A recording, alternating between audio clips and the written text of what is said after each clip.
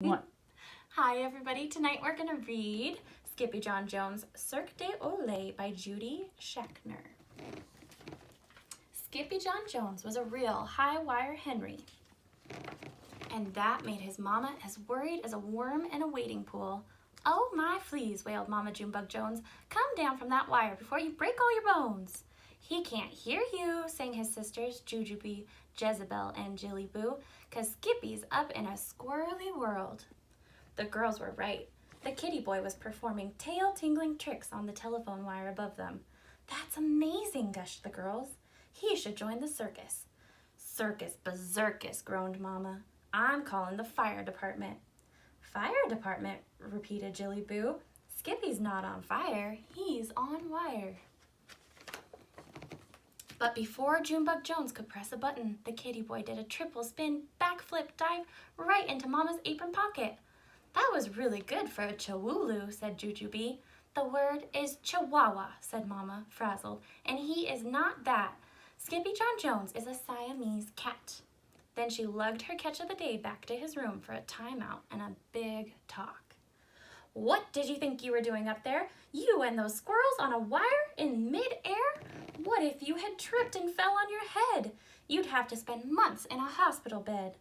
Then, as Junebug Jones pawed at her hives, she let the truth slip about cats and 9 lives. "I wish we had 9, but we only have 1. So think about that, my Siamese son." Then she closed the door. The kitty boy was thinking all right about bouncing on his big boy bed.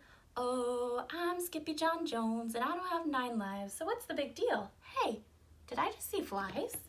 Indeed he did, and he chased one over to his mirror, where he ate it. "Holy snackito!" exclaimed the kitty boy. "Love dem crunchies." He then looked in the mirror, and using his very best Spanish accent, he said, "If I have but 1 life to live, muchacho, let me live it as a chihuahua." In less time than it takes a flea to fly to Florida, Skippyjon Jones put together a fine costume while he sang in a muy soft voice. "Oh, my name is Skippito Frisquito, and I'm one handsome daredevilito. I'm physically fit, every part, every bit, just right for a circus puchito." In the meantime, over in the sewing nook, Mama was attempting to have a sensible conversation with the girls. "Where is Jillyboo's tutu?" asked Mama. "The Chihuulu has the tutu," repeated Jujubee. "Whatever for?" asked Mama. "Because Chihuulus wear tutus," said Jezebel. "And cows wear moo-moos," said Jujubee. "And boo-boos wear band-aids," continued Jezebel. "And I need a nap," moaned Mama. But the Chihuulu wasn't thinking tutus, moo-moos, or boo-boos. He was thinking of flying through the air with the greatest of fleas, just like the dog on a flying trapeze. Until thump! He planted his paws in a perfecto landing on the turf outside the Cirque de Olay, shouted his amigos los chimichangos. "Hola," hollered back Skippito Frisquito, the great acrobito, to his barking buddies.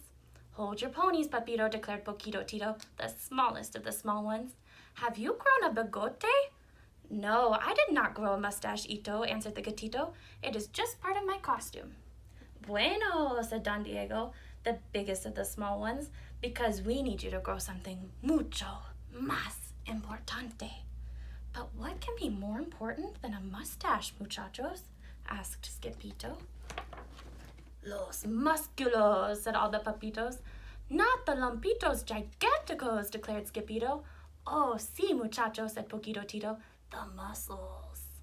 Then Don Diego pulled an old circus poster out of his right ear and let it unroll. "Now do you get it, dude?" "Oh, I get it all right," said Skippito. "It means I'm the low dog on the totem pole." This made the chihuahuas twist and shout.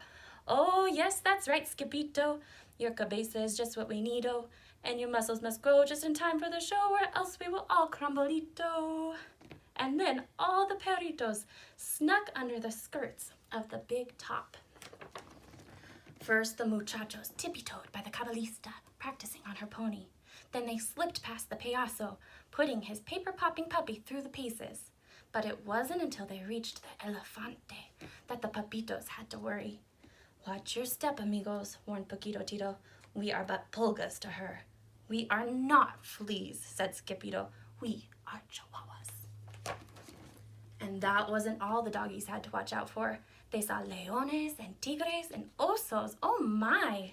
But the most dangerous animal of all lay sleeping like a baby in its cage. Let's take a peek, papitos, said Skippyjo. Let's just take his traje, suggested Poquito Tito.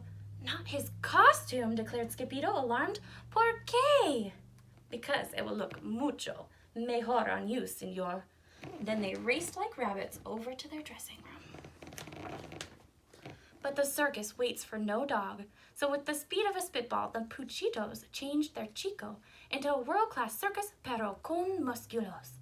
First they gave him a vitamina, then they pulled on his new traje. It's too big, complained the gatito. No worries, woofed Don Diego. We will pump you up. And pump the perros did, singing, papa, papalito. We give you the muscles you need, oh. 'Cause strong you must be for the triple TP, so we don't go all tumbalito. Then it was the moment of truth as they floated Skippyjo out under the big top. Perros poured out from every point and piled on top of Skippyjo's grande cabeza. Up, up, up they climbed until they formed a perfecto tower of tiny, trembling chihuahuas. And beneath the tower stood the power, tough and shaky as a 5-day-old jello. But just as the pups were about to make circus history, Putsy Strungleboot, the strong dog, strutted out into the center ring and bit the behind of his very own traje. Ole! Shouted the crowd. Oh no! Cried Skippyjo as the tiny, trembling tower of power tumbled from his head. Ta-da! Blasted La Banda as Skippyjo flew up into the rafters like a punctured balloon. Woohoo! Hooted the crowd as the gatito caught hold of El Trapecio, and then he flew through the air with the greatest of squeeze. The brave little cat on the flying trapeze. But just as he reached the highest point, Skippyjo let go and dazzled the audience again with a double twirly squirrely twist onto the tightrope. But the tightrope acted just like a slingshot and thwap! It sent Skippyjo up, up, up to the tippity top of the tent.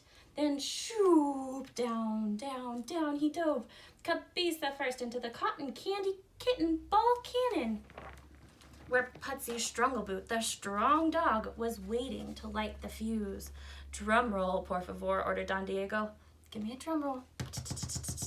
Then, kaboom! El Skippyjo Fresquito, the great Acropito, blasted out of the circus, out of his closet, and right into his room. Smack-a-doodle-doo! Shouted the kitty boy as he collided with his mama's head. Wow! Exclaimed Jezebel. Where did he come from? He came from the circus, silly, said Jilly Boo. Later that night, after a piece of maple mouse pie, the kitty boy made up a rhyme just for his mama and delivered it with a most sincere bounce. Oh, I'm Skippyjon Jones, but you're the bee's niece, 'cause you're cooking and smoking. Hey, did I just see fleas? Asked Mama, beginning to scratch. Circus fleas, replied the kitty boy proudly. Circus berserkus, muttered Mama. Get your collars out, kittens. It's going to be an itchy night. The